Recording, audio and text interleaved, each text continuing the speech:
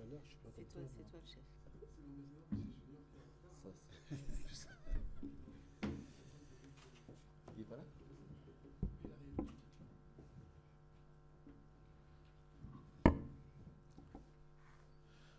Bonsoir à tous.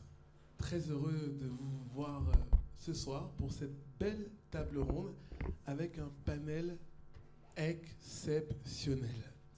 Vous allez voir, je vais vous présenter individuellement chacune des personnes de ce panel. Vous avez à la fois des experts, mais aussi des politiques, chère Sophie. On va commencer par Sophie. Sophie est députée de Nantes, et on est très honoré de t'avoir ici avec nous, à nos côtés, et je vous demande un tonnerre d'applaudissements pour Sophie. Merci Stéphane. À côté d'elle, vous avez encore un autre expert talentueux qui nous vient du Congo, congolais et à l'heure. Ça fait déjà de Junior quelqu'un d'exception. Parce que, quand même, avec un peu d'humour, voilà, Junior est un expert financier international reconnu, avec auteur d'un livre, notamment sur la RDC, très souvent consulté par la diaspora ici, mais aussi par le chef de l'État du Congo, sur tout ce qu'il propose, notamment sur ces questions d'énergie renouvelable, exploitation d'énergie, partenariat public-privé, le financement, les moyens, mais on ne rentre pas plus dans les détails parce qu'on aura l'opportunité d'échanger dessus.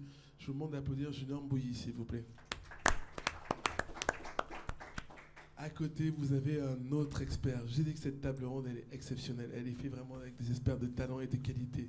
Vous avez Bara Ndiaye, qui est consultant expert en innovation technologique, qui est représentant de la diaspora sénégalaise, qui nous parlera un peu de tout ce qui est énergie renouvelable, comme vous l'avez compris, mais aussi des normes, parce que entre les normes africaines et les normes européennes, c'est pas la même chose, et aussi du Sénégal, ce pays qu'on aime tant. Mon cher Bara, merci beaucoup d'être ici, et vous pouvez l'applaudir comme il le mérite. Et à côté, vous avez aussi, encore, hein, vous voyez, on continue dans le talent avec des gens reconnus.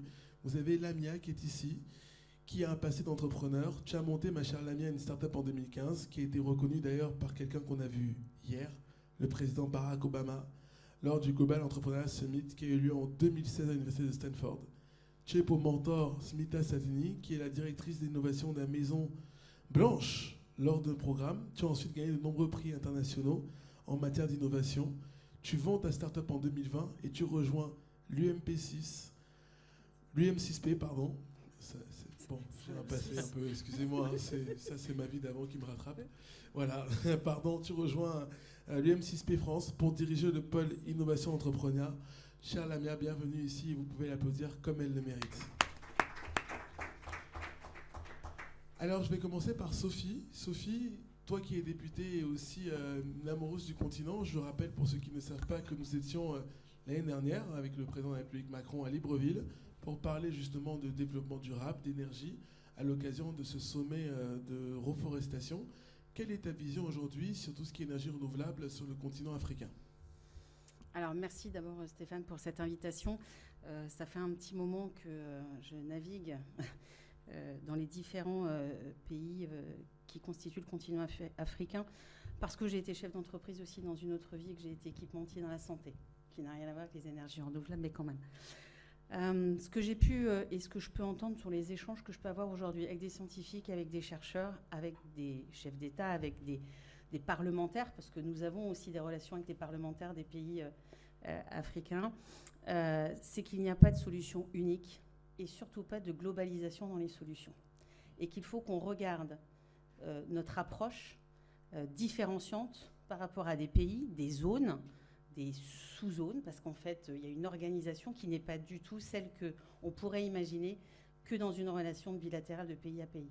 Oui, c'est important, mais on doit aussi laisser et faire confiance aussi à l'Afrique pour s'organiser. Donc c'est à nous de nous adapter et pas l'inverse.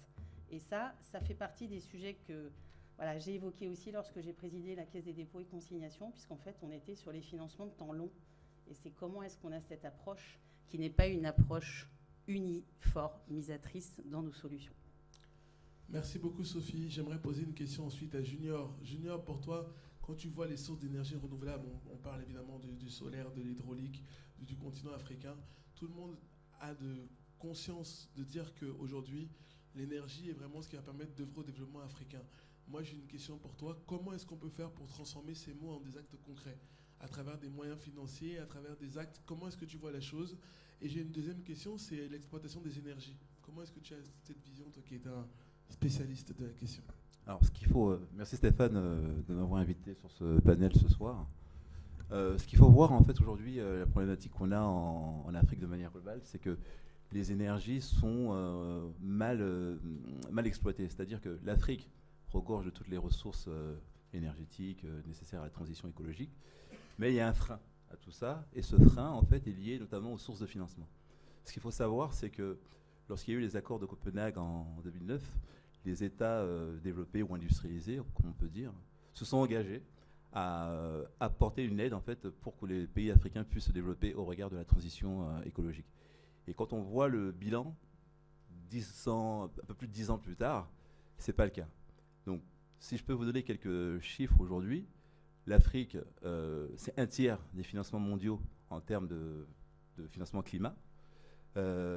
Aujourd'hui également, quand on regarde, notamment lorsqu'il y a eu les accords de Nairobi dernièrement, on a pu constater en fait que uniquement 3% en fait, des financements qui ont été octroyés au niveau du continent africain ont été faits en fait, si vous voulez, de manière un peu disproportionnée. Et au regard de tout ça, on voit que la participation des États est très très limitée, voire quasiment absente, puisque dans les 3% en fait, pour lesquels l'Afrique a eu des financements, 14% sont issus du secteur privé. Donc c'est un bilan qui est faible et qui est, je dirais même, le plus faible du monde en fait. Et quand on regarde en fait les émissions de gaz à effet de serre, notamment au niveau du continent, l'Afrique c'est à peine 2 à 3%. Donc elle pâtit d'une part de ce réchauffement climatique, mais derrière ça, c'est elle qui consomme qui a le moins de financement en fait, qui est octroyé par les instances internationales. Merci Junior. Bara, toi qui es un expert en plus diaspora sénégalaise, le Sénégal est un pays clé et essentiel, notamment en Afrique de l'Ouest. On a aujourd'hui une vraie prise de contact sur l'impact des énergies renouvelables. Comment est-ce qu'on peut se matérialiser cet impact? Quelle est ta vision sur ce sujet? Alors merci Stéphane. Effectivement, ta question elle est très pertinente. Comment on peut se spécialiser sur ce sujet? Comment ça se matérialise tout ça? On sait bien que l'Afrique est un continent très ensoleillé. Donc, jusqu'à plus l'infini, nous avons tous intérêt dans cette zone géographique à exploiter et à faire usage et à sensibiliser les populations. J'utilise le mot sensibiliser parce que c'est important. Sur les apports, les bienfaits des énergies renouvelables, notamment le soleil. Alors, je parle du soleil parce qu'il sera là jusqu'à la fin des temps. Et il y a du vent. C'est-à-dire que moi qui suis originaire du Sénégal, le Sénégal a 700 km de façade maritime avec des vents qui soufflent très fort par endroits où, comme vous pouvez le savoir, Stéphane, ça peut se matérialiser par la mise en place d'un cycle d'énergie éolienne tout au long de cette façade maritime. Et vous savez que ça peut pallier à un manque important aujourd'hui parce qu'au niveau du Sénégal, pour parler précisément, il y a 18 millions d'habitants. Ces 18 millions, il y a 43% qui n'ont pas accès aux énergies. Quel gâchis d'avoir une façade maritime, du vent qui souffle, du soleil et un fleuve qui produit, le fleuve Sénégal, qui produit des débits importants sur lesquels on peut construire des barrages hydroélectriques, qui est une autre façon aussi pour matérialiser et consommer de l'énergie et pallier au manque d'énergie aujourd'hui, parce que l'énergie se passe par les sociétés traditionnelles qui utilisent des combustibles fossiles pour produire de l'énergie. Quel gâchis encore une deuxième fois. Et le Sénégal et l'Afrique a cette jeunesse, et je viendrai après pour développer davantage, parce que je viens de parler d'énergie hydroélectrique. Le plus grand barrage mondial aujourd'hui se trouve en Afrique. C'est le barrage de la Renaissance qui se source sur le Nil et qui traverse 3 pays, donc l'Éthiopie, l'Égypte et le Soudan. C'est-à-dire que ces pays-là, où il manquait d'énergie, vont pouvoir être demain vendeurs d'électricité et d'énergie. Merci beaucoup, Bara. Claire, comme d'habitude, c'est ça qu'on aime. Lamia, moi j'avais une question par rapport à sa structure dont tu parlais tout à l'heure. Est-ce que tu pourrais nous présenter l'UM6P adossé justement à l'OCP? Et puis j'aimerais te poser une deuxième question dans la foulée. Quel est le rôle de l'UM6P France qui représente aujourd'hui la première antenne internationale de l'UM6P, mais surtout je parle particulièrement du premier programme d'accélérateur de start-up Europe-Afrique qui sera lancé en mars 2024. Merci Stéphane de m'accueillir parmi vous. Alors, juste pour présenter le cadre très globalement, l'université Mohamed VI a été inaugurée en 2017 au Maroc. L'université Mohamed VI représente, est une institution orientée vers la recherche appliquée et l'innovation. Et nous avons été basés au sein de la première ville verte du Maroc, qui est Ben Grir. Et nous sommes effectivement tournés vers l'Afrique avec un enseignement d'excellence. Nous misons donc sur la recherche appliquée, sur les innovations. Nous représentons, l'UM6P France représente la première ouverture internationale de l'université Mohamed VI. Et notre rôle est de représenter ce pont entre l'Europe et l'Afrique et de favoriser la connexion entre les deux écosystèmes. Quant au programme d'accélération de start-up que nous avons lancé ce mois-ci, il s'agit d'outiller au maximum nos entrepreneurs de la Green Tech et de la Health Tech à travers notre écosystème. Un écosystème basé donc sur la recherche académique, sur l'excellence académique. Nous sommes la première université donc, à former les leaders africains et nous avons tout un écosystème à la disposition de ces étudiants et de ces entrepreneurs. Quand je parle d'écosystème, je parle de Living Labs à la disposition des étudiants et entrepreneurs, des chercheurs. Je parle des investisseurs. Nous avons 2 fonds, UM6P Ventures qui est basé en Afrique et Vidra Ventures qui est basé à San Francisco, avec toujours ce focus d'innovation sur le continent africain. Donc, nous avons un rôle d'ambassadeur pour présenter l'ensemble de nos programmes entrepreneuriaux, mais aussi nous avons un devoir de répondre aux défis actuels que connaît le continent. Merci beaucoup, Lamia. Chère Sophie, j'avais une autre question à te poser. Quels sont pour toi aujourd'hui les enjeux de la transition verte en Afrique? Est-ce que tu penses que c'est plus des enjeux d'adaptation ou des enjeux d'innovation? Les deux, mon cher Stéphane.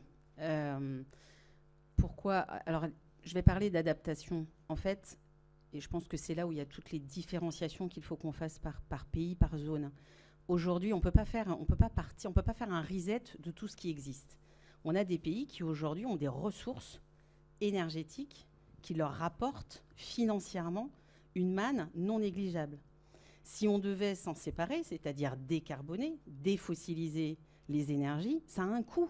C'est-à-dire qu'il ne faut pas juste penser que les investissements sont dans les énergies du futur, c'est-à-dire celles qu'on veut être non carbonées, mais il faut aussi qu'on pense à toute la manne financière aujourd'hui dont ont besoin et récupèrent les pays aujourd'hui dans leur budget. C'est un des sujets qu'on avait évoqué dans un sommet financier qui a eu lieu à Paris, justement parce qu'on a cet enjeu des actifs échoués. C'est-à-dire que toute la manne financière qui provient aujourd'hui des énergies fossiles, comment faisons-nous pour remplacer cette manne financière aussi qui aide les pays à se développer?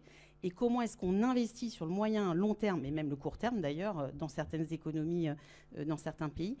En fait, on a beaucoup de choses à faire en même temps. Donc c'est et s'adapter et se transformer avec l'innovation. C'est très compliqué. C'est-à-dire que quand on dit c'est assez déceptif parce qu'on aimerait que ce soit magique et que ça aille plus vite, c'est en fait très compliqué puisqu'on a des budgets dans les États qui aujourd'hui dépendent de la manne financière, de leurs ressources d'aujourd'hui. Comment est-ce qu'on transforme? Donc c'est toute cette complexité qu'il faut qu'on arrive à travailler tous ensemble parce que c'est là où on a besoin de financement et de financement colossaux. Merci Sophie, ça tombe bien, mon cher Junior, on parle de financement. Comment est-ce qu'on peut trouver des financements aujourd'hui pour financer cette énergie dont tout le monde parle? Et ensuite, tu es toujours un spécialiste de tout ce qu'on me dit secteur privé et secteur privé. Tu fais aussi le pont entre secteur privé et secteur public. Comment est-ce qu'on peut faire pour une connexion entre les deux pour qu'on puisse justement œuvrer à cette transformation qui passe par évidemment le financement mais aussi la formation? Alors effectivement, c'est une question qui est importante dans le cadre du financement des énergies renouvelables. Aujourd'hui, il faut voir qu'il y a un déficit en fait au niveau du continent sur le financement de manière globale. Pourquoi? Parce qu'on a, je dirais en fait, un manque de banques de financement et d'investissement qui ont une approche sectorielle, c'est-à-dire avec une vision sur tout ce qui est secteur transverse à la banque, donc les mines, l'énergie, etc. Et aujourd'hui, ce défaut en fait ne permet pas aux banques, du moins, d'avoir une connaissance parfaite du secteur d'activité dans lequel elles vont intervenir, et ça les empêche à aller financer. Alors, il y a des palliatifs qui peuvent être mis en place, et notamment, tu l'évoquais Stéphane, on peut aborder tout ce qui concerne les partenariats publics-privés. Ce qu'il faut savoir, c'est que si on prend le cas des pays industrialisés, comme en Europe ou aux États-Unis, voire même en Asie, le secteur de l'énergie est un secteur qui a été libéralisé. Donc on a différents acteurs qui interviennent, et ce qui fait qu'aujourd'hui on a une certaine maturité sur ce secteur. En Afrique, ce n'est pas tout à fait le cas, puisque les gouvernements, effectivement, ne veulent pas forcément libéraliser ce secteur, puisque ça représente une manne financière qui est importante. Et l'une des actions qui peut être envisagée, du moins, ce serait les partenariats publics-privés. Dans ce cadre-là, on aurait des investisseurs privés qui viendraient en appui aux États, puisque ces secteurs sont, on va dire, un petit peu défaillants. Et cette combinaison, en fait, d'acteurs publics et privés doit permettre, dans ces secteurs-là, de pouvoir, financer et d'aider les États à accéder à cette transition écologique. Et pour revenir au point du financement au niveau des banques, moi j'interviens dans pas mal d'institutions financières aujourd'hui, et on développe ce qu'on appelle des modèles. Et ces modèles, en fait, vont influencer les banques dans les décisions d'octroi de crédit. Et donc, il y a un volet, on va dire, à la fois d'accompagnement, mais il y a aussi un volet éducatif, puisqu'il faut qu'on ait des experts qui soient à même de pouvoir lire et comprendre effectivement les enjeux stratégiques de ces énergies. Donc, moi je dirais que pour répondre à ta question de manière un petit peu synthétique, oui Stéphane, il y a des palliatifs qu'il faut envisager avec le recours public-privé, mais je pense que l'Afrique doit, de manière générale, adopter des standards internationaux, créer et faciliter du moins la création de banques nationales de financement et d'investissement. Et ces banques, en fait, vont avoir cette capacité à pouvoir, comprendre les enjeux projets et aussi pouvoir accompagner l'investissement. Un point qu'on peut également soulever, ce point est lié notamment à tout ce qui concerne les barrières. C'est-à-dire que quand on va sur les financements de la sorte, aujourd'hui en Europe, il y a des mécanismes assez complexes qui sont mis en place pour structurer ce genre de projet. Donc on a des financements de projets ou des financements grands corporate. Alors en Afrique, c'est un peu plus difficile puisqu'on n'a pas cette appréhension, cette connaissance. Et on a aussi donc effectivement des contextes juridiques qui sont aussi difficiles. Donc les contrats notamment qui sont régis pour justement aller vers ces financements d'énergie. Quand on voit aujourd'hui en Europe, on est assez mature sur ces sujets-là, on a à la limite presque des contrats qui sont standards. Et donc on arrive justement à aller plus facilement, à aller plus vite pour financer tout ça. Donc je dirais que pour l'Afrique, et si on se base à l'échelle des pays, il faudrait envisager dans un premier temps, moi je dirais, des contrats standards au niveau local, et après peut-être étendre à une échelle régionale ou dans des regroupements pour faciliter justement ces investissements. Typiquement, ce que peuvent faire les banques, comme on le voit dans pas mal de pays, c'est de se regrouper pour justement réduire en fait cette notion de risque à la fois politique pays qui est important.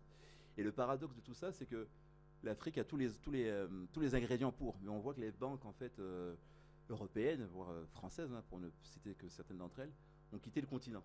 Alors c'est dommage parce que c'est vrai que les normes sont beaucoup plus drastiques en Europe, mais ces normes, en fait, si vous voulez, moi qui travaille dans le domaine du risque, l'appréhension du risque appliquée dans les pays européens ou internationaux ne peut pas être la même qu'au niveau des pays africains. Donc il faut qu'il y ait un socle, effectivement, avec des standards qui soient internationaux communs, mais il faut ajouter cette subtilité, en fait, des marchés africains, puisqu'il y a une croissance en Afrique de manière globale, avec des chiffres pour certains pays supérieurs à 10%.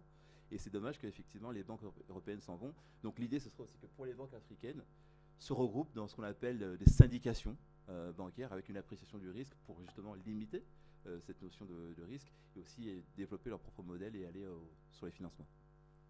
Merci beaucoup Junior. On a parlé d'adaptation et transformation. Moi j'ai une question pour Bara. Mon cher Bara, on parle souvent d'adaptation aussi des normes africaines avec ou contre, je ne sais pas, les normes européennes. Qu'est-ce que tu en penses? Est-ce qu'il faut une adaptation des normes sur des normes internationales ou l'Afrique doit garder ses propres normes et l'Europe les siennes? Quelle est ta vision là-dessus, mon cher Bara? Alors, merci. Mais en fait, j'aimerais bien qu'on parle d'exigence, en fait, et une réalité surtout. Parce que là, on demande aux Africains de faire et de suivre la transition énergétique. D'accord? Mais ce n'est pas une obligation de la suivre. C'est-à-dire que l'Afrique est encore gorgée de ressources minières, de ressources avec des énergies fossiles qu'elle peut encore exploiter.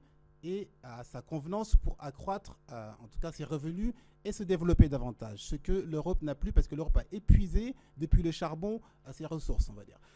Maintenant, il y a des normes qui font que si on veut faire des échanges, les échanges peuvent être bloqués au ralenti, ce qu'on peut comprendre, mais il y a des environnements, notamment sur l'éolienne, où on est en phase avec les exigences. C'est-à-dire qu'il faut juste respecter, on va dire, certaines distances, il faut juste respecter certaines zones géographiques plus ou moins peuplées et comment transformer cette énergie-là pour la remettre dans les tuyaux pour que ce soit utilisable. Alors, ça, c'est une chose. Et autre chose que j'aimerais bien évoquer, c'est qu'on parle souvent de manque de sensibilisation ou de retard par rapport à l'Afrique. Détrompez-vous, ce n'est pas le cas. J'ai côtoyé récemment des femmes qui sont dans la mangrove, dans la vallée du fleuve Sénégal notamment, et le Sine Saloum pour ceux qui ont été au Sénégal. Mais ces femmes-là, elles sont en train de planter des palétuviers pour arrêter l'avancée de la mer, parce qu'il y a l'érosion maritime. Et ça va permettre de régénérer les mangroves. Et ça, c'est un travail exceptionnel et excellent. Et il y avait une personne que je souhaite citer qui nous a quittés récemment, qu'on appelait l'homme qui a arrêté le désert, qui s'appelait Sawadogo. C'était un paysan burkinabé. Et à lui tout seul, avec des méthodes archaïques, rien à voir avec les innovations, dont on parle même ce soir, il a reboisé 40 hectares de terre, ce qui lui a valu une sorte de prix Nobel. Et je rends honneur à ces personnages, à ces motivations, à ces dynamiques. Pourquoi je dis ça? Parce que d'habitude, on met tout sur le dos des pouvoirs publics, comme vous le savez, en respectant les normes, les dossiers traînent, ça n'avance pas, ça ne bouge pas. Des paysans, un paysan, pour citer que Sawadogo, il a fait 40 hectares de forêt. C'est-à-dire qu'à lui tout seul et son village, ils ont initié des techniques pour arrêter l'avancée du désert. Ça, c'est une chose. Et je félicite également d'autres exemples, parce que parler d'Afrique, c'est bien, mais parler des choses concrètes en Afrique, c'est encore mieux. Au Maroc, par exemple. Voilà, j'ai une Marocaine d'origine à côté de moi. Et il y a on sait bien qu'au niveau de Essaouira, il y a beaucoup de vent. Donc le gouvernement marocain... Alors, heureusement que le Maroc aussi, il y a le roi qui décide en amont, donc ça permet d'accélérer les dossiers. Pour la mise en place de certaines choses qui sont peut-être bloquantes dans d'autres pays où il y a un système de validation divers. Donc, ils ont mis une interface éolienne tout en face de la mer qui permet de réduire en tout cas et d'augmenter les besoins et la satisfaction, la consommation des populations en termes d'énergie. Pour finir avec le Maroc, et c'est toujours en Afrique, tout à l'heure j'ai parlé du barrage de la Renaissance entre le Soudan, l'Égypte et l'Éthiopie. Là, je parle du Maroc qui a la plus grande centrale solaire mondiale aujourd'hui. Et elle est à Ouarzazate. Donc, exemple africain encore.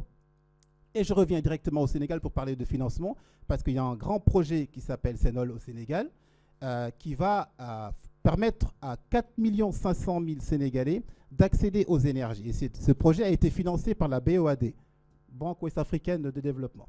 D'accord? Donc les banques accompagnent des projets. Vous m'entendez bien? Okay. Donc les banques accompagnent des projets, et pour revenir effectivement à la difficulté d'investir et d'accompagner certains projets, moi qui suis entrepreneur dans le numérique et le digital, les innovations technologiques, je parlais de numérique, mais j'ai eu d'énormes problèmes. Le numérique a le vent en poupe, on le sait. Mais j'ai eu d'énormes problèmes pour me faire financer. Donc, beaucoup de financement propre, d'accord, par des fonds propres. Ça, c'est une chose. Et l'Afrique n'est pas en retard parce que, comme je l'ai dit, dans les zones rurales... C'est bon. Donc là, okay, j'attends que vous installez, mais je vais continuer quand même.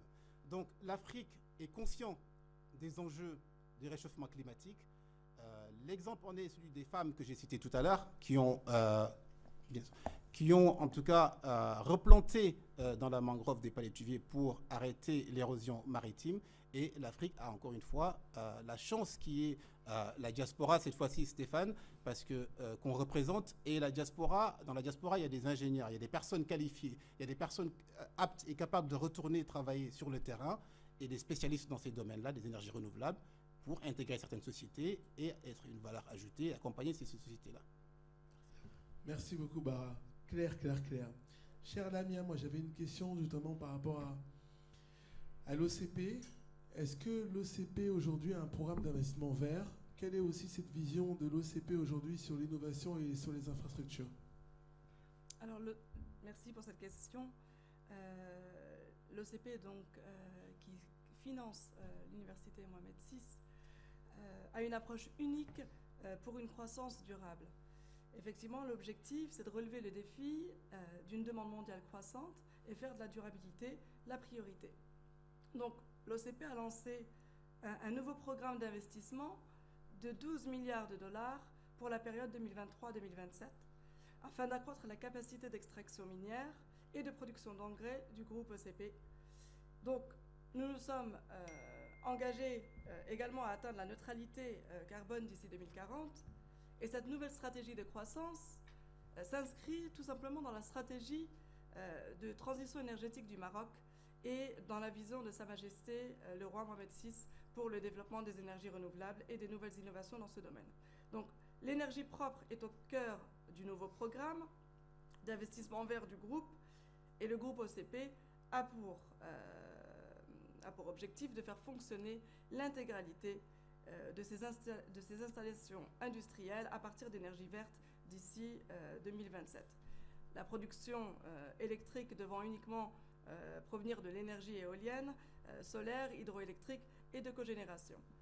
Donc oui, le groupe s'appuie sur les progrès extraordinaires du Maroc, comme tu l'as très bien cité, dans le domaine des énergies renouvelables et sur les capacités de recherche et développement de l'université Mohamed VI Polytechnique, pour saisir tout simplement les opportunités offertes par ces nouvelles technologies industrielles et numériques. Donc, ce nouveau programme, si vous voulez, est une extension du précédent plan d'investissement du groupe OCP, car par exemple, lors du premier programme d'investissement de ce type, l'OCP avait mobilisé 8 milliards de dollars sur la période 2012-2021. Et cet investissement avait permis tout simplement d'augmenter la capacité de production d'engrais de 4 à 12 millions de tonnes pour faire du Maroc le leader mondial des engrais. Donc, grâce à ce précédent programme d'investissement, ça a permis de positionner le groupe OCP comme l'un des principaux producteurs et exportateurs mondiaux d'engrais phosphatés.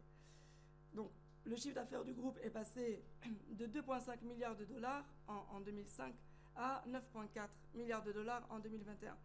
Donc oui, le programme vise à renforcer les chaînes de valeur locales sur les sites industriels et miniers du groupe. Et oui, nous avons pour ambition de produire, de permettre à la population de bénéficier de tous ces atouts.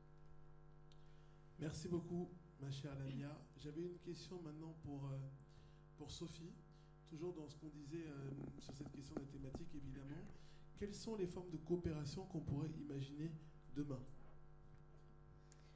Alors, je pense qu'elles doivent être, pour ce que j'en entends et les échanges que j'ai pu avoir dernièrement dans mes déplacements, c'était échanger sur la structuration de la confiance financière et la confiance bancaire. On l'a évoqué. Comment est-ce qu'on construit cette confiance et comment est-ce qu'effectivement on arrive à se faire mutuellement confiance sur des financements qui ne sont pas que des financements colossaux à multimillions. C'est-à-dire qu'il faut qu'on arrive à avoir une capacité de construire des modèles prudentiels, certes, évidemment qu'il faut qu'il y ait des modèles prudentiels, mais adaptés au territoire et aux zones, mais qu'on soit aussi en capacité d'avoir une granulosité qui soit différente. C'est-à-dire qu'il y a des petits projets, il y a des moyens projets, il y a des gros projets, et que là, on soit capable de trouver des financements pour chaque moment de la vie d'un développement. Vous l'avez évoqué sur des projets, moi j'ai échangé aussi avec pas mal de chefs d'entreprise qui m'ont dit, mais moi quand je crée mon business au départ, il est petit, donc j'ai besoin de petits financements. Et à chaque fois, je n'ai pas forcément le partenaire pour faire ce petit financement, la mise de départ, l'amorçage. Un peu ce que nous vivons ici avec notre banque publique d'investissement et par rapport à ces financements de démarrage d'amorçage. Et puis ensuite, il y a l'idée, elle fonctionne, l'idée, elle pourrait s'aimer ou on pourrait la semer ailleurs. Et comment est-ce qu'on passe à l'échelle supérieure ? Qui est-ce qui vient ? Qui est le partenaire bancaire qui va faire le financement de après 10 000, après 50 000 et jusqu'à des sommes qui sont là, du coup, on part en grand financement. Et aujourd'hui, on n'a pas forcément ce maillage-là, on n'a pas forcément cette proposition-là qui est adaptée aux besoins, parce qu'en fait, les populations, c'est ce qu'elles nous disent quand on les rencontre. On a un problème de financement, on ne peut pas tout faire en argent liquide. Alors même si aujourd'hui, on a les transactions par téléphone, ça existe, mais il y a un problème de confiance dans les banques. Et ça, aujourd'hui, je pense que c'est notre sujet d'avenir. Il va falloir qu'on arrive à travailler sur ce sujet-là. En tout cas, c'est comme ça que je le vois.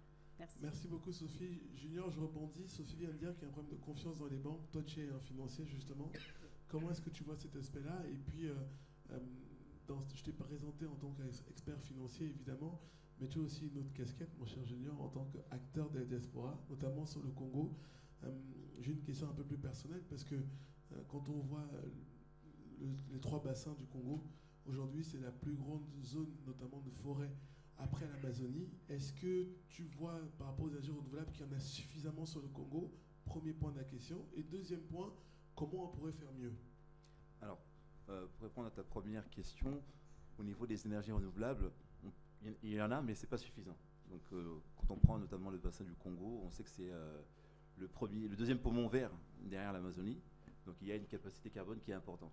Le Congo également, c'est, je crois que la première ou la deuxième tourbière au monde. Donc, en termes de taxe carbone, c'est super important. Donc, il faut initier en fait des micro-projets en fait pour accompagner en fait la décarbonation de manière transparente, accompagner justement les petits projets, les micro-projets, les soutenir. Et là, je pense qu'il y a à la fois un rôle de l'État. Il y a aussi, donc au niveau de l'État, donc il faut que les États en fait se dotent un maximum en fait de numérique, de digitalisation pour qu'on ait cette transparence en fait et éviter tout ce qui est corruption, etc. Et par contre, après, au niveau de tout ce qui va concerner l'échelon un peu plus grand, là, je dirais, encore une fois, il y a les standards effectivement internationaux qu'il faut mettre en place. Il y a une problématique de déficit de confiance envers la banque en Afrique de manière générale. Quand on voit, par exemple, les taux de bancarisation au niveau de l'Afrique subsaharienne, je crois qu'on doit être entre 10 et 13% à peu près en moyenne, donc ce qui est quand même assez relativement faible. Et les taux d'intérêt sont élevés. Donc, on a cette ambivalence en fait de problématiques. D'une part, on a des taux d'intérêt effectivement qui sont assez importants, ce qui freine effectivement l'emprunt et le recours justement au financement des micro-projets. Et on sait que pour qu'on ait de la croissance en fait dans un pays, il faut injecter du crédit dans l'économie. Et le fait qu'on n'injecte pas de crédit parce qu'on a ces barrières effectivement au niveau des taux d'intérêt qui sont élevés freine quelque part ça. D'où moi effectivement, Stéphane, moi, je suis assez partisan de l'instauration en fait de standards internationaux pour redonner de la confiance aux gens envers la banque, même s'il y a effectivement tout ce qui est monnaie mobile maintenant qui fonctionne, mais c'est pas suffisant parce qu'on a un manque et un déficit d'intra, notamment dans les coins les plus reculés où on ne peut pas se connecter à Internet et ça freine. Donc il faut améliorer la bancarisation, il faut rapporter de la confiance et cette confiance, comment on l'a en mettant en œuvre des politiques, des standards internationaux, même si on les calibre après à l'échelle des pays africains. Donc c'est un sujet qui est assez important. Merci beaucoup, Junior. Bara, à peu près la même question. Toi aussi, tu es un acteur des diasporas au Sénégal. Quelle est ta vision aujourd'hui sur le rôle que doit jouer justement la diaspora dans cette question de l'énergie et transition énergétique? Alors, encore question très pertinente, Stéphane, tu n'arrêtes pas. Et effectivement, la diaspora, elle est active, elle est consciente, et elle aide, elle contribue à la prise de conscience des enjeux énergétiques et climatiques aujourd'hui. Moi, je suis un acteur très impliqué sur ces sujets-là, et l'avantage de la diaspora, c'est qu'on sait ce qui se passe ailleurs, et on a vu ce qui se passe d'où on venait. Et donc, ce sont des facilitateurs et des bridges pour accompagner non seulement les populations locales, pour aider les jeunes à y voir plus clair et pour dire aussi au pouvoir public, ne vous foutez pas de nous, voilà ce qui se passe, vous pouvez le faire. Si vous y mettez un peu plus de dynamisme, d'énergie, de conviction, ça peut se faire. Et le gros problème, effectivement, de financement de ces énergies renouvelables, parce que j'ai 2 exemples concrets. Le premier exemple, c'est celui de Akon, que certains d'entre vous connaissent, qui est un chanteur sénégalais de la diaspora. Et il a créé Akon Lightning. À lui, avec ses associés, ils ont mis des panneaux solaires dans certains pays de la CEDEAO et de l'Afrique de l'Ouest. Et c'était un succès. Le deuxième exemple, parce qu'ils sont autofinancés et ils sont bankable, comme on dit, pour pouvoir trouver des ressources bancaires plus facilement que les autres. Le deuxième projet, c'est un projet d'envergure. C'est un projet qui s'appelle la Grande Muraille Verte, qui a été initié par l'ex-président sénégalais Abdoulaye Wade, et qui a été financé par chaque pays. C'est-à-dire que le projet démarre de Dakar en Afrique de l'Ouest jusqu'en Djibouti, Éthiopie, en Afrique de l'Est. Chaque pays finance son tronçon avec les instances internationales, bien sûr, et les Nations Unies qui ont mis beaucoup de budget et d'accompagnement. Donc ça, c'est facilement gérable. C'est-à-dire qu'à échelle contribution personnelle, bon, il se démarque de cette partie-là pour financer ces projets-là.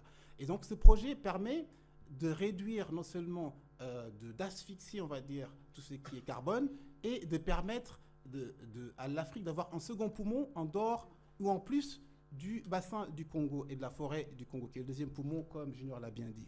Et encore, je fais un parallèle, mais ça a du sens. L'Union européenne, il y a 3 jours, a validé le fait que les entreprises doivent arrêter, on va dire, le greenwashing. C'est-à-dire que beaucoup d'entreprises viennent en Afrique, prennent du bois qui est précieux pour construire des Mercedes, des yachts, etc. ailleurs, et disent, écoutez, on va planter des arbres ailleurs pour compenser. C'est-à-dire qu'on fait quelque chose de mal, en se donnant bonne conscience, on dit aux populations, on leur promet qu'on va planter des arbres ailleurs. Ben ça, stop. Tous ceux qui ont ce label-là pour pouvoir avancer dans, en tout cas, la transition énergétique. Et pour finir, Stéphane, la diaspora est très active. Moi, en ce qui me concerne, avec d'autres entrepreneurs dans le numérique, on est dans la chaîne de valeur. C'est-à-dire, ce n'est pas nous qui allons mettre en place des éoliennes, ce n'est pas nous qui allons mettre en place des barrages hydroélectriques, mais nous avons développé des applications qui peuvent, selon des critères, générer des données que ces entreprises-là peuvent exploiter. Merci Bara. La réponse était aussi pertinente qu'était la question. Hein. Je vais juste compléter ce Julien, qu'a dit après, je poserai la Bara, question. notamment au niveau de la diaspora.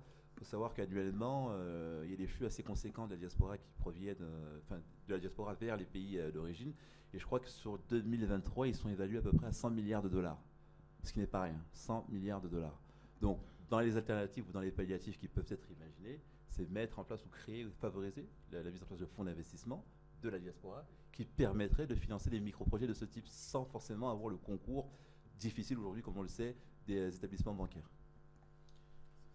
Merci Junior. Lamia, j'aimerais te poser aussi une question. Après, on va passer aux échanges avec la salle parce que moi, je tiens vraiment à ce qu'il y en ait. Donc, je vais te poser une dernière question à Lamia et après, vous pourrez interroger ces brillants panélistes. Vous avez vu des experts de terrain, mais des gens qui connaissent vraiment les choses. Ma chère Lamia, j'aimerais que tu nous dises un petit mot sur la plateforme Green Energy Park, qui est la première plateforme au niveau africain dédiée à la recherche, à la formation en énergie solaire. Et que tu nous donnes un exemple d'un cas concret. Je sais que tu t'y connais parfaitement, notamment sur la première édition du Solar Decathlon Africa, qui a eu lieu en 2019 à Ben Guerir. Alors, est-ce que vous m'entendez? Oui, c'est bon. Alors, merci Stéphane. Le Green Energy Park est la première plateforme d'expérimentation, de recherche et de formation en énergie renouvelable basée au sein de la ville verte du Maroc, située à Ben Guerir. Elle a été construite en collaboration entre l'Institut de recherche en énergie solaire et énergie nouvelle et l'Université Mohamed VI Polytechnique. Et cette plateforme unique, première en Afrique, permet d'une part de créer des synergies et des coalitions entre plusieurs institutions de recherche marocaines afin d'atteindre tout simplement l'excellence et d'autre part à acquérir des connaissances et des savoir-faire grâce à des partenariats avec d'autres universités des industries marocaines et internationales. Donc il s'agit ici d'une infrastructure de pointe pour la recherche et l'innovation en énergie solaire. Donc, tu mentionnes le prix que nous avons, la première édition que nous avons lancée avec le Solar Decathlon Africa, qui a été, juste pour votre information, le Solar Decathlon, c'est une compétition d'architecture, de design, d'urbanisme et d'ingénierie ouverte à des équipes universitaires pluridisciplinaires, initiée par le département de l'énergie américain en 2002, et elle se tient tous les 2 ans aux États-Unis. La compétition a eu lieu pour la première fois en Europe en 2010 et en 2019 à l'UM6P à Ben Guerir. Et dans le cadre de la compétition Solar Decathlon Afrique 2019, 18 maisons ont été conçues et construites en l'espace de 18 mois par des équipes d'étudiants. Exclusivement alimentées par l'énergie solaire, ces maisons doivent montrer leur performance sur le plan énergétique et de développement durable en conciliant une architecture moderne et inspirée de l'héritage africain. Ça vaut vraiment le coup d'y aller car, encore une fois, lorsque on se déplace, on prend son vol Paris-Marrakech et après de Marrakech à Ben Guerir, on atterrit dans un énorme écosystème où il y a d'un côté l'université, il y a d'un côté les Living Labs, il y a d'un côté cette maison de Solar Decathlon Africa. C'est assez impressionnant car on s'aperçoit de la richesse des infrastructures et de la richesse de l'innovation au sein du groupe. Donc, nous avons inauguré le village solaire aussi à Ben Gurir, au Maroc, dont la conception a débuté, enfin, le but, ça a été fait en l'espace de 18 mois. L'autre question, c'était quelle était ton autre question, Stéphane? Alors, j'ai posé, je ne me rappelle plus. Mais je peux t'en trouver une nouvelle là tout de suite en disant la diaspora marocaine est très très forte en France. Comment est-ce que vous œuvrez justement à travers ce beau campus que j'ai d'ailleurs grâce à toi l'honneur de pouvoir visiter, de bâtir justement, comme disait tout à l'heure Sophie, ce pont entre la diaspora marocaine et ceux qui sont les Marocains qui sont sur le continent? À travers nombreux programmes. Nous avons lancé dernièrement en 2000, c'était en octobre dernier, en marge des assemblées du FMI et de la Banque mondiale à Marrakech et à Ben Gurir, Voice of Africa. Nous lançons des appels à candidature sur nombreuses verticales. Ça peut être dans l'industrie, dans la finance, dans le médical, dans les énergies, pour susciter, pour pouvoir intégrer des startups, les incuber, les accélérer et investir dans ces startups et les accompagner dans la réussite de leurs projets. La mission principale de l'université Mohamed VI Polytechnique, basée aujourd'hui à Paris pour l'UM6P France, a un rôle important, c'est d'être aujourd'hui ce hub d'innovation Europe-Afrique en permettant à la diaspora de bénéficier de tout cet écosystème. Donc attention, comme tout à l'heure je voulais clairement indiquer, quand on parle d'écosystème, on parle d'approche scientifique, d'approche académique, d'investisseurs, de start-up, de lab. Donc on accompagne globalement nos entrepreneurs et nos étudiants dans cette démarche. Merci Lamia. Tu as vu, questions improvisées, réponse excellente improvisée, c'est fantastique. Alors on va passer aux questions de la salle. Je vois Rudy qui lève la main. Je vais me donner le micro, c'est plus simple. Allez, hop.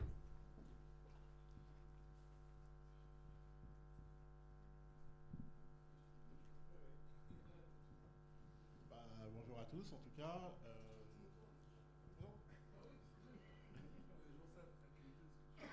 Ok, je m'appelle Rudy Casby, entrepreneur. J'en connais pas mal dans cette salle. On a même travaillé sur une new tech, une boîte tech hydrogène. On a levé 2,5 millions d'euros. Voilà, dans un des projets. En fait, madame, je voulais réagir sur votre propos. C'est ce que je disais à quelqu'un ce midi, je t'en avais parlé, tu n'étais pas très loin. La diaspora, elle peut jouer un rôle extrêmement simple, mais vraiment très simple. Et elle peut faire ce qu'on appelle cas de jurisprudence. Vous, madame, par exemple, vous avez un lab. D'accord? Si on a tous 10 contacts WhatsApp dans son téléphone,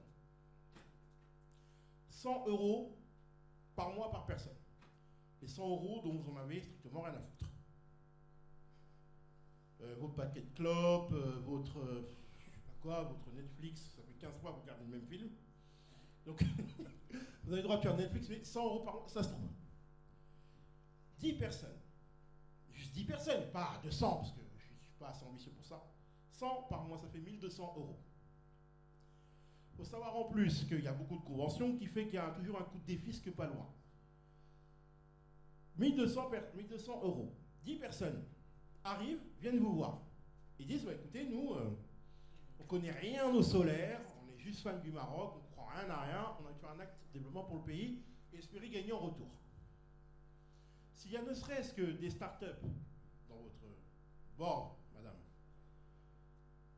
elles sont ouvertes au capital, elles sont moins gourmandes que des techs françaises, ce serait beaucoup plus simple financièrement ensemble, à 100 balles par mois, je n'ai pas dit 1000 balles, de dire on y va ensemble, on investit, on prend un ticket. Et je ne parle même pas des entreprises qui sont cotées en bourse dans les bourses africaines, parce que là, la diaspora, elle arrive, elle dit quoi? Elle dit, nous, voilà, on est 100, on a un ticket commun, et on peut mettre à 100, on met 100 balles ce mois-ci.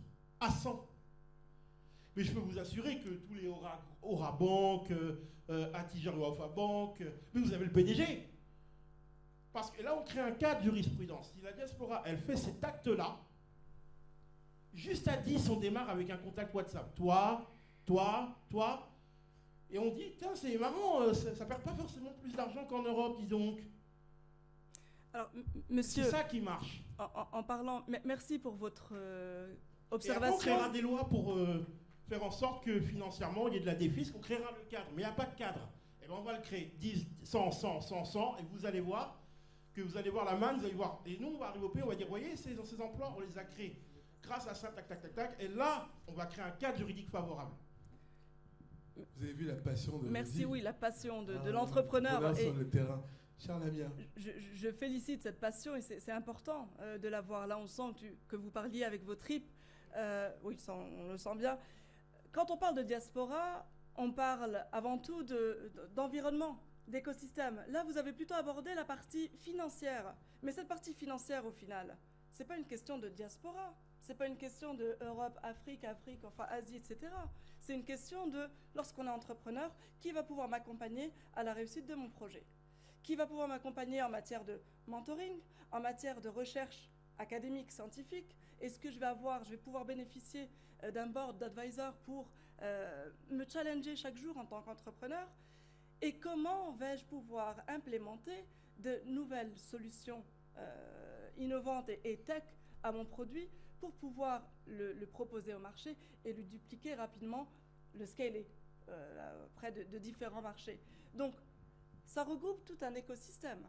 Il n'y a pas uniquement la notion de fonds, car il y a nombreux fonds africains qui se développent. Nous, au sein de l'UM6P, nous avons l'UM6P Ventures qui accompagne les startups, les early stage série A, et nous avons le fonds américain Bidra Ventures qui investit sur les innovations qui ont un intérêt pour le marché africain. Et là, on est capable effectivement d'accompagner avec des tickets beaucoup plus importants. Mais encore une fois, en tant qu'entrepreneur, avant de se poser la question de fond, il faut se poser la question de mais que veut le marché et en quoi vais-je avoir de l'impact sur le marché et comment vais-je pouvoir garder cette durabilité. Ah, mais nous, on fait confiance pour ça. Ah. Vous connaissez le secteur, mais nous, on a envie de contribuer à l'économie. Eh bien, par contre, nous, avec l'épargne à 100 € et on arrive à 10-15 par mois, c'est un accord de bonne intelligence. Vous gérez vos startups, vous connaissez le marché, on vous place notre confiance en nous, comme on fait dans n'importe quel broker en Europe, au passage. Ça, c'est votre rôle.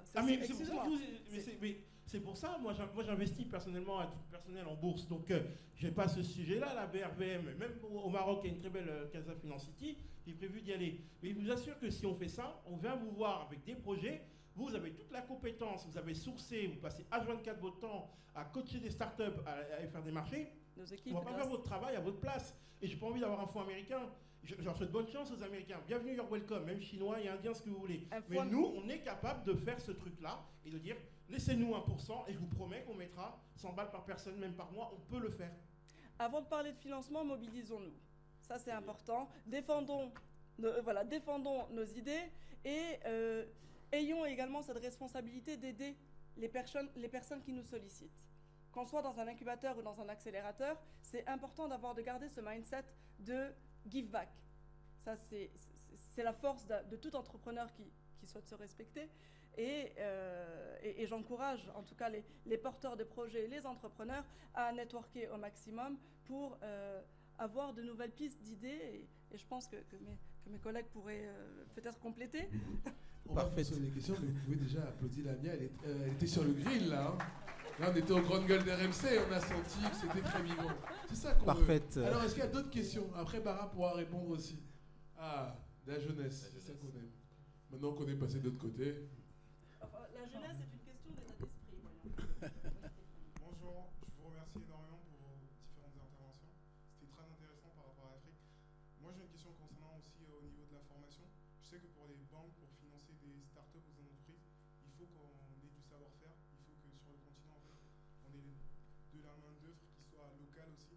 Et du coup, moi, je voulais demander aussi au niveau de la formation, parce que si on veut des startups qui innovent dans ces domaines-là, forcément, il faut former dans ces domaines-là. Du coup, je voulais savoir ce qu'on fait pour former aussi sur le continent, pour former des gens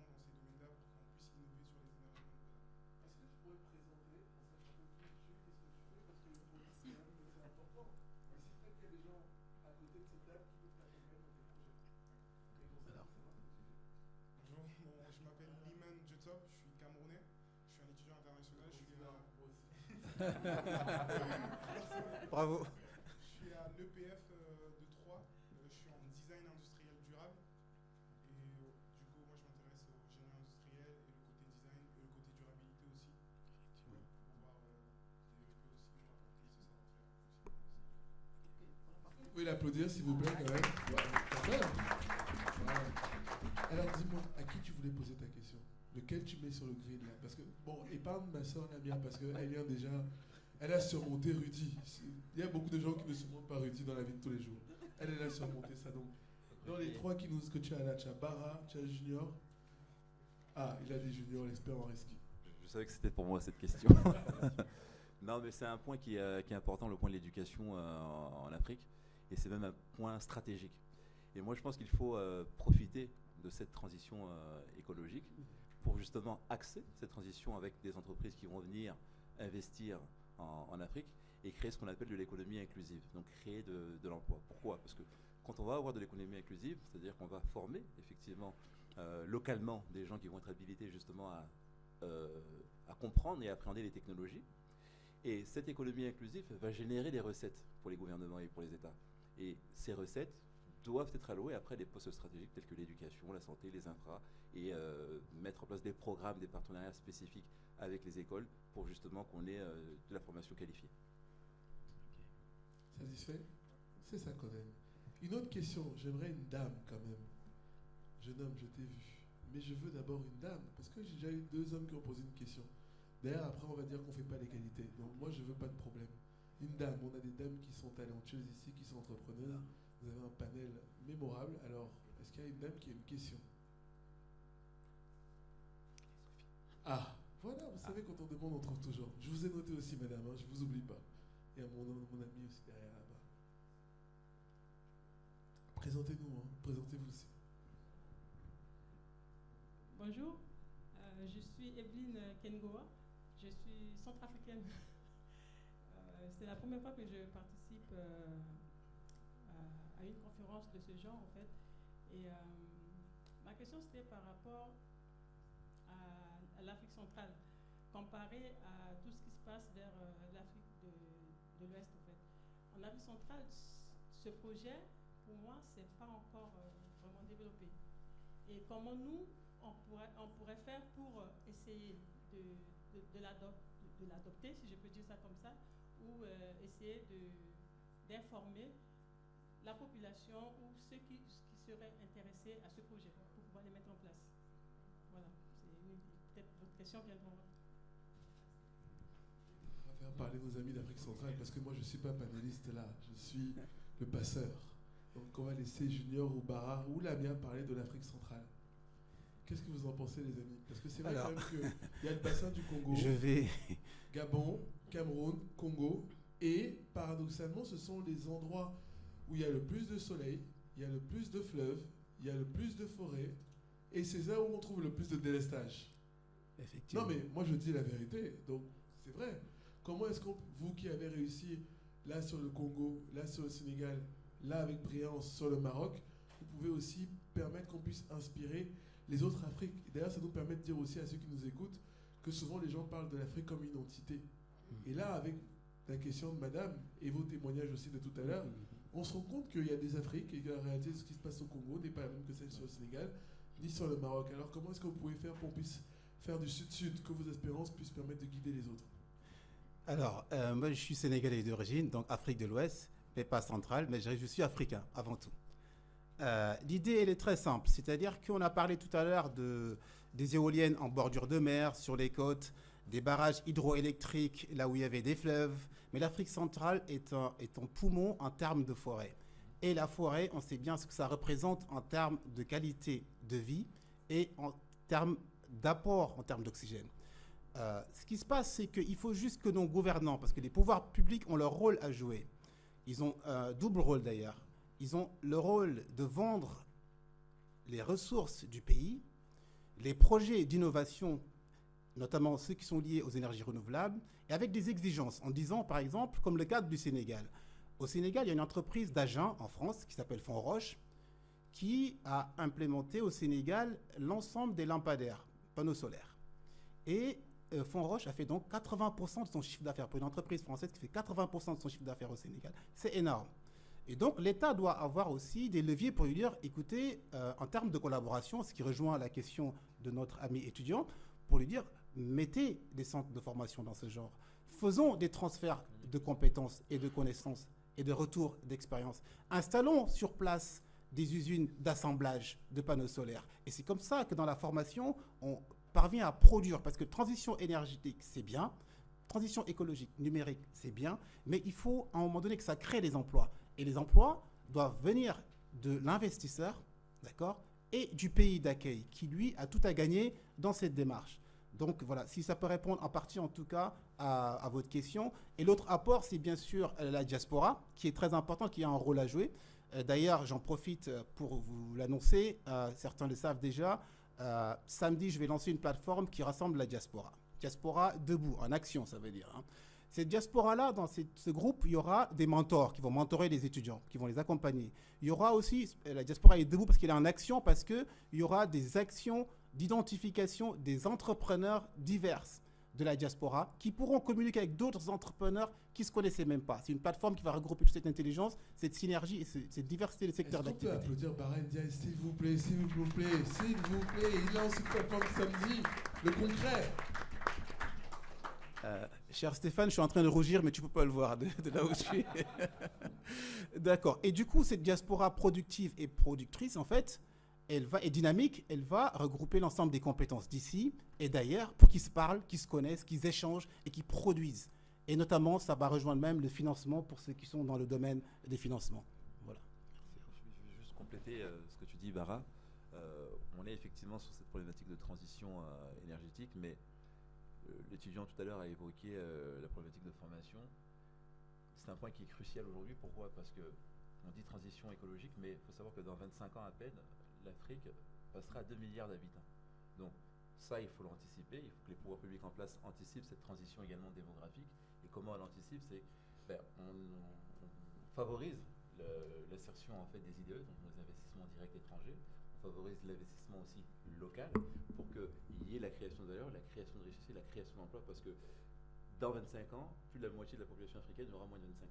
Donc ce qui veut dire qu'il faut investir massivement dans l'éducation et en créant une économie inclusive. Merci beaucoup, Junior. Je veux juste apporter une précision aussi. Alors moi, j'ai vécu plutôt dans les territoires d'outre-mer, avec des petits enjeux aussi écologiques et de transformation brutale, hein, parce que là, quand ça dégomme avec des cyclones, ça dégomme gravement. Juste par rapport à la formation, c'est qu'elle soit bien adaptée. Moi, le jeune, il fait une formation en design. Mais en fait, le design, il y a un design en Afrique. Et en fait, pour moi, c'est ça l'intérêt. C'est de mettre la formation dans le pays pour qu'elle se réapproprie aussi l'histoire, la géo. Moi, on l'a fait dans les territoires d'outre-mer. Moi, j'ai vécu aux Marquises, par exemple. On a retravaillé sur les tatouages, sur la culture, sur... voilà, c'est autre chose. Mais attention, et c'est aussi ce que je voulais dire tout à l'heure sur l'adaptation des solutions, elles ne viennent pas forcément de l'extérieur. Et c'est ce que vous disiez très très bien et très justement tout à l'heure. Il faut faire confiance aux populations pour qu'elles trouvent les solutions d'avenir. Oui, sur la massification, évidemment, quand il faudra passer peut-être à l'échelle, là, il y aura des regroupements, il faudra qu'on soit tous là et qu'on soit solidaires. Mais les solutions, elles vont venir d'abord de vous. Merci Sophie. Il y avait un jeune homme qui levait la main tout à l'heure.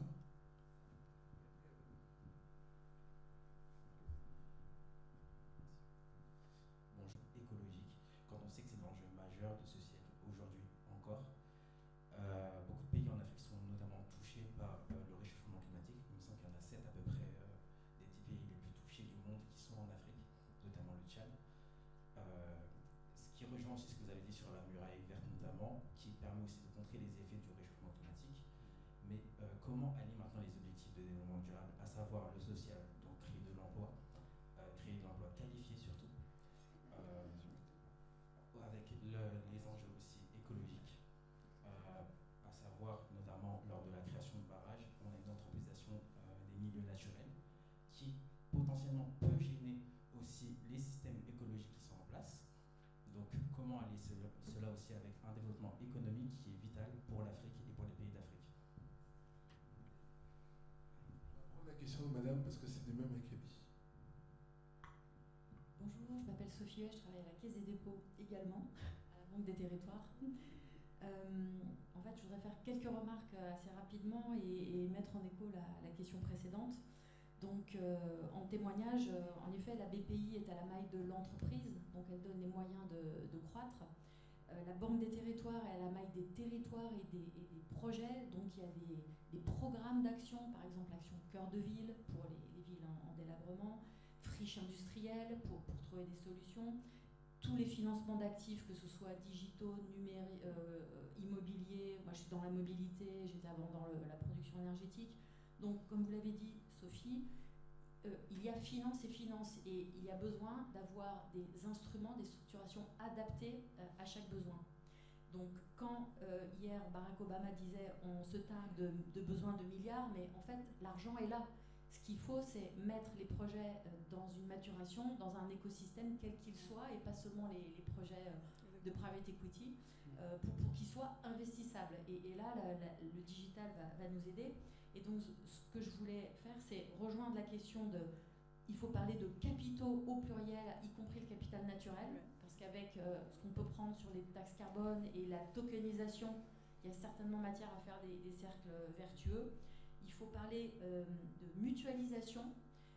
En France, par exemple, sur le simple projet du financement participatif, on a mis 5 ans avec le gouvernement pour se mettre d'accord sur qu'est-ce qu'il fallait finalement subventionner. Est-ce que c'était tous propriétaires? Est-ce que c'était tous prêteurs?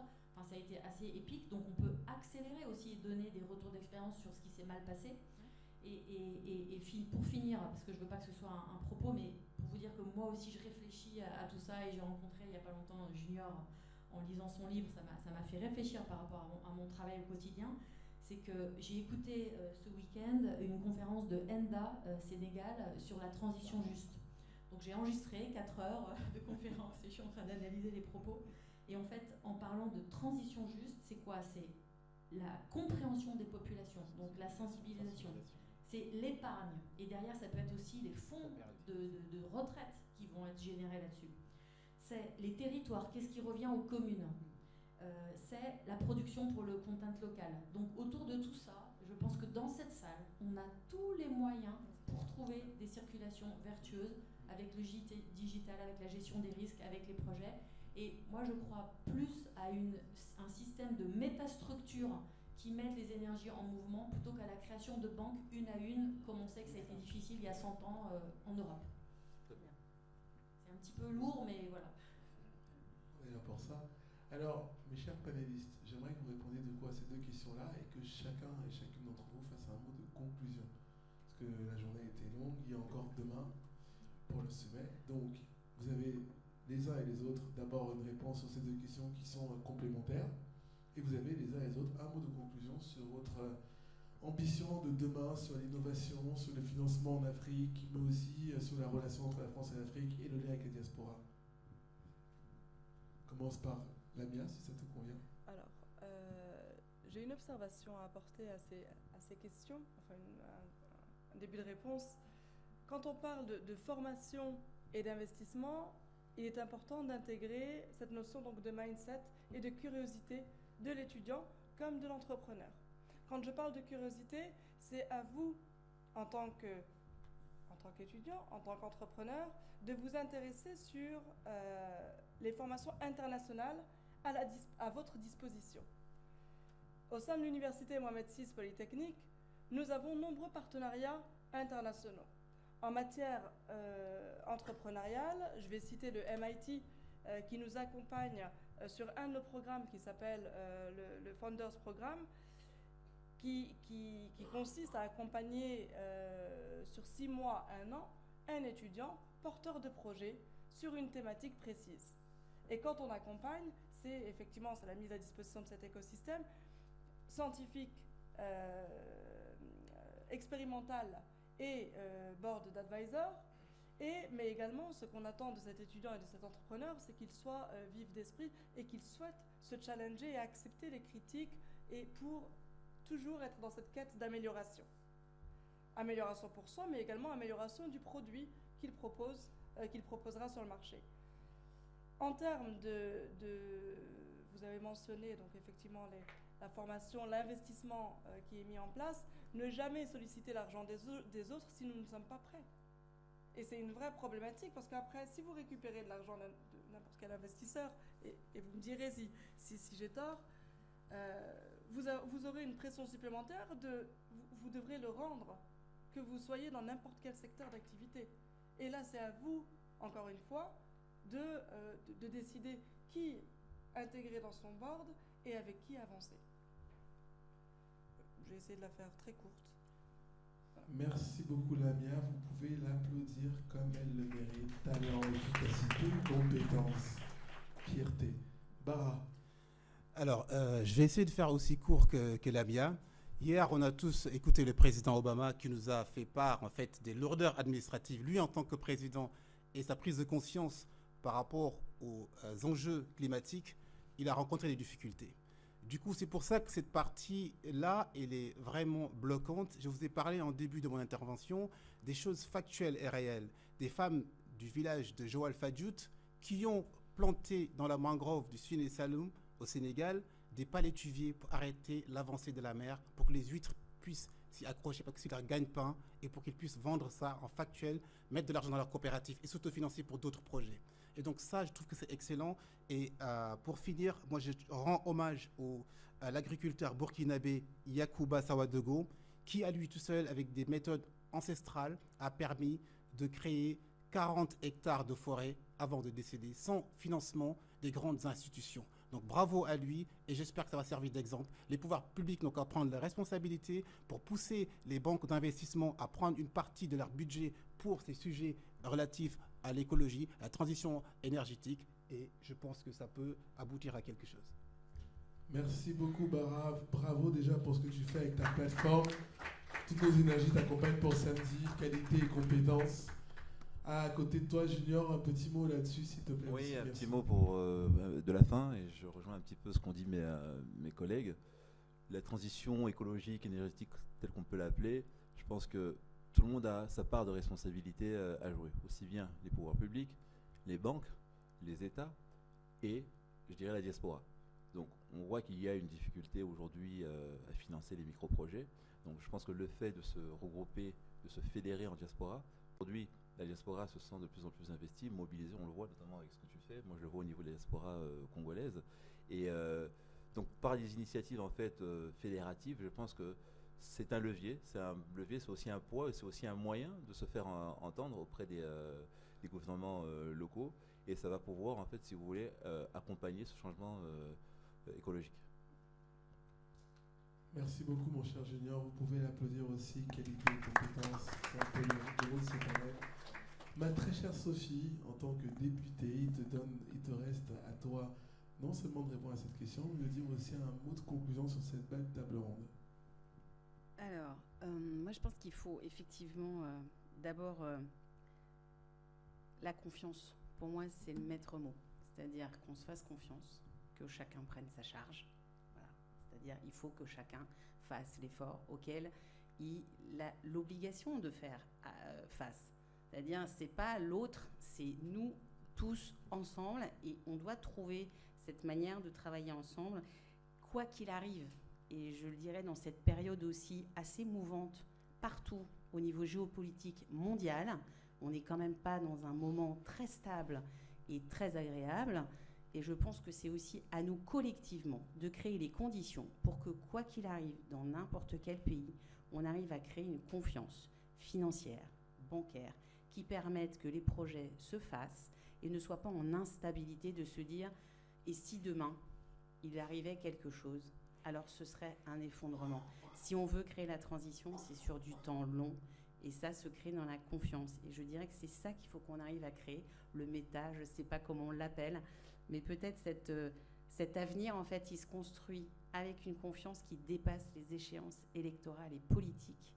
Il y a des décisions politiques qu'on doit prendre, mais elles doivent nous dépasser, nous surpasser. Elles sont là pour exister après nous, quoi qu'il arrive. Et je pense que c'est là-dessus qu'il faut qu'on arrive à bosser, tous ensemble, hein, ça nous regarde tous, de trouver à tisser, en fait, ces solutions. En tout cas, un grand, grand merci.